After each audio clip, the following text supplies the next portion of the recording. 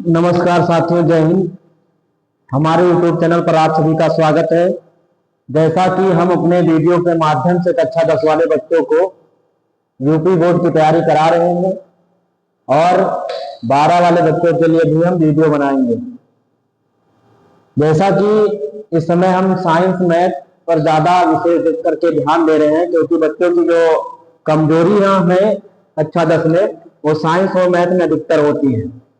जिस तरह board paper का अभी टाइम ज्यादा है, मान लीजिए 3 महीने 4 महीने बाकी है, तो उसके अनुसार से ही आप लोगों को पढ़ाएंगे और हर एक सब्जेक्ट में जो मोस्ट इंपोर्टेंट प्रश्न होते हैं यूपी बोर्ड के लिए उनको हम बताएंगे। तो आप लोग विशेष करके हमारे यूट्यूब चैनल से जुड़े और अपनी तैयारी कर सके अच्छी तरीके से।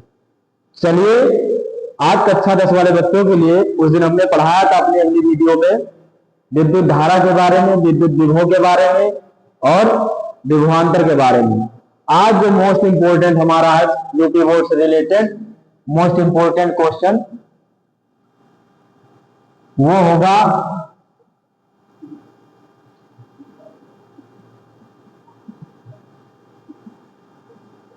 प्रतिरोधों का संयोजन। तो प्रतिरोध का मतलब क्या होता है?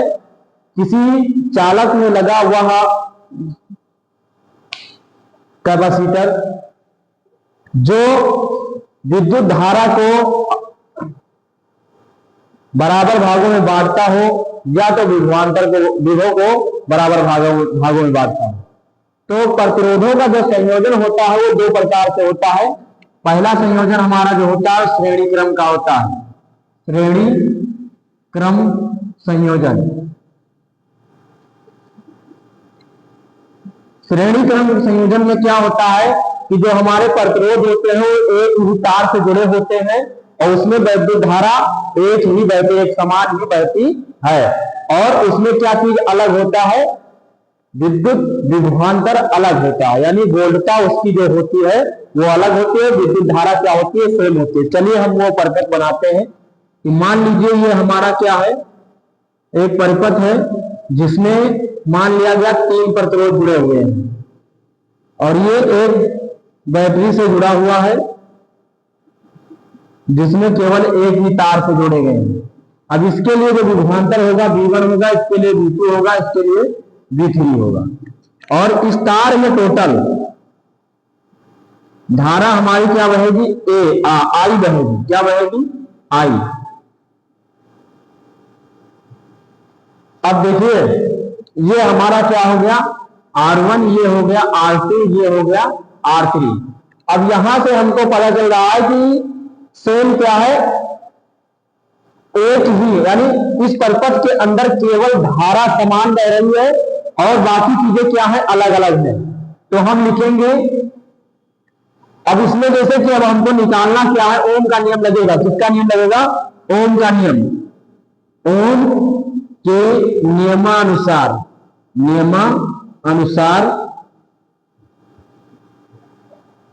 ओम का नियम क्या होता है? B बराबर आई आर होता है। B बराबर क्या होता है? I R. अब यहां पर लेकिन क्या है? विभवांतर अलग अलग है ना, तो हम विभवांतर को क्या मानते हैं? B मानते हैं। और B किसके बराबर है? B1 plus B2 plus B3 के क्या हो जाएगा? बराबर हो जाएगा। तो B बराबर B1 plus B2 plus B3। अब यहां देखिए हमने ओम का नियम बताया। ओम का नियम क्या होता है? B बराबर आई आर होता है। तो जहां जहां B है वहां पर हम क्या रखेंगे? आई आर रखेंगे। जैसे B1 के लिए जो प्रतिरोध है वो क्या है? R1 है। B2 के लिए जो प्रतिरोध है वो क्या है? R2 है। B3 के लिए R3 है। समझ में आई बात? तो ये B बराबर क्या होगा? आई आर होगा। B बराबर क्या होगा? I R. आई आर बराबर B1 के लिए आई R1, क्योंकि धारा क्या है? एक ही बह रही है। B2 के लिए आई R2 हो जाएगा और B3 के लिए आई R3 हो जाएगा। अब देखिए यहां पे क्या होगा? आई हमारा कॉमन हो रहा है, इसमें क्या हो रहा है? आई कॉमन हो रहा है, तो आई आर बराबर क्या हो जाएगा? आई कॉमन करेंगे तो R1 plus R2 plus R3। अब देखिए आई से आई क्या हो गया? कट गया, तो क्या बचा? R बराबर R1 plus R2 plus R3। यही क्या है हमारा श्रेणी क्रम संयोजन का फार्मूला है, जिसका है श्रेणी क्रम संयोजन।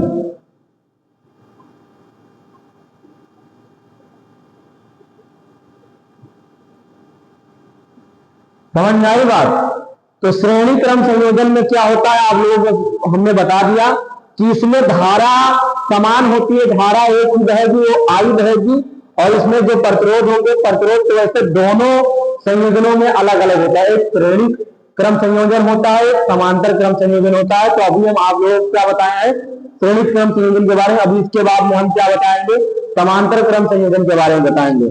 तो श्रेणी क्रम संयोजन में धारा एक समान रहती है और विभवांतर क्या होता है अलग अलग होता है। इसकी वोल्टता हर एक प्रतिरोध की क्या होगी अलग अलग होगी। जैसे R1 के लिए क्या बह रहा है, R1 के लिए कौन सा विभव है V1 है, R2 के लिए V2 है, R3 के लिए V3 है। तो किसके अनुसार ओम के नियमानुसार, ओम का नियम क्या होता है V बराबर IR होता है। तो इस परिपथ में जो है वोल्टता अलग अलग है, तो हम सेम मानेंगे। V बराबर क्या हो जाएगा V1 plus V2 plus V3 हो जाएगा। और V बराबर क्या होता है उनके नियमानुसार IR बराबर V1 के लिए IR1, V2 के लिए IR2 और V3 के लिए IR3 होगा। और यहां से देखिए I करने में क्या हो रहा है कॉमन हो रहा है, तो I से I कैंसिल हो जाएगा। R बराबर क्या होगा R1 plus R2 plus R3 ओम। प्रतिरोध का मात्रक क्या होता है, प्रतिरोध का मात्रक ओम होता है। प्रतिरोध का मात्रक क्या होता है ओम होता है। ये ओम का चिन्ह है, समझ में आई बात? अब इसके बाद में क्या आता है समांतर क्रम संयोजन। इसके बाद में आएगा समांतर क्रम संयोजन।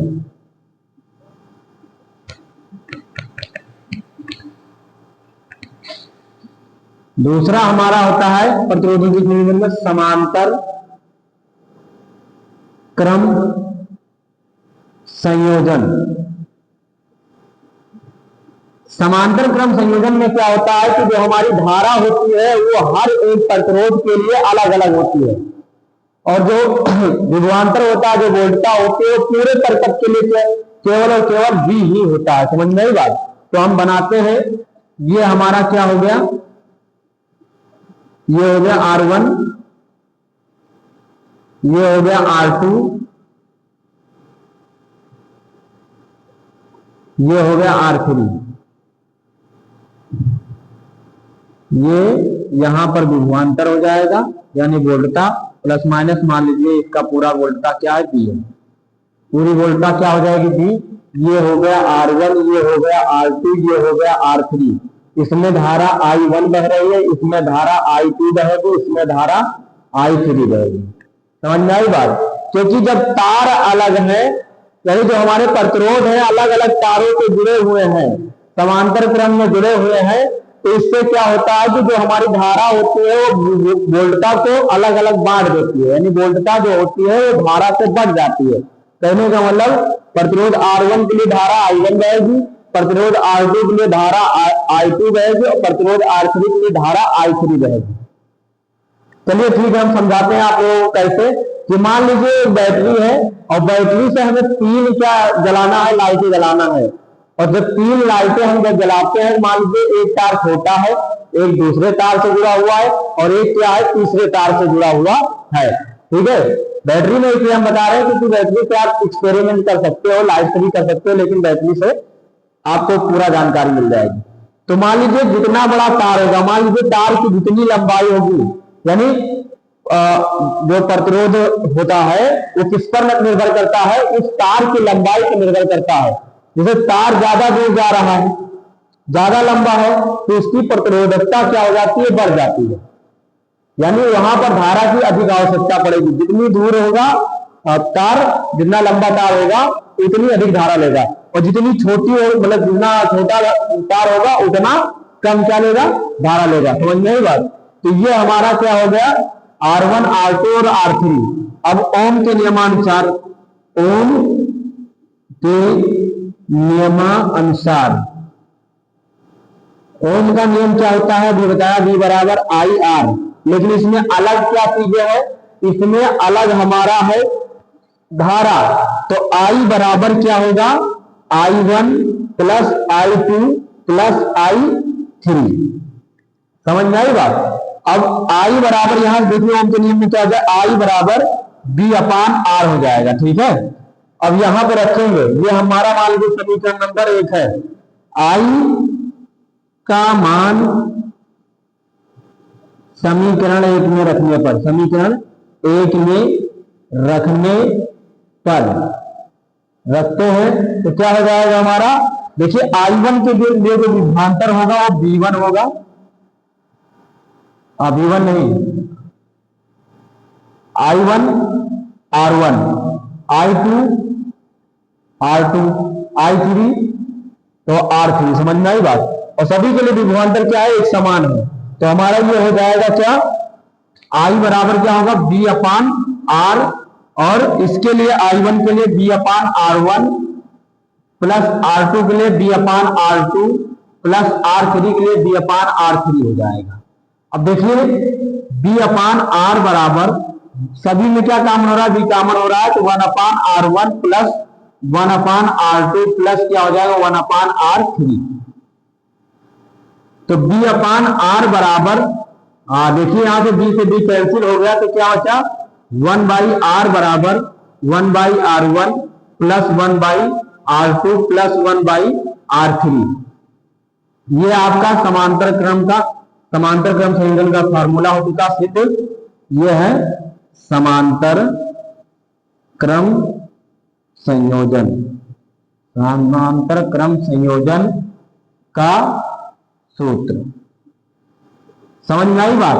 यदि बोर्ड पेपर में आपको ये प्रश्न मिल जाए तो आप लोग भली भांति अब जान चुके हैं कि श्रेणी में जो धारा होती है वो एक होती है, सेम होती है, विभवांतर अलग अलग होता है, यानी बोल्टता अलग अलग होती है। समांतर क्रम संयोजन में क्या होता है, धारा अलग अलग होती है और बोल्टता समान होती है। समझ में आई बात। और यहाँ दोनों जो हमारे मतलब निगमन डेरिवेशन होंगे वो दोनों ओम के नियमानुसार होंगे। तो आशा करते हैं आप लोगों को प्रतिरोधों के संयोजन के बारे में जानकारी हो गई होगी।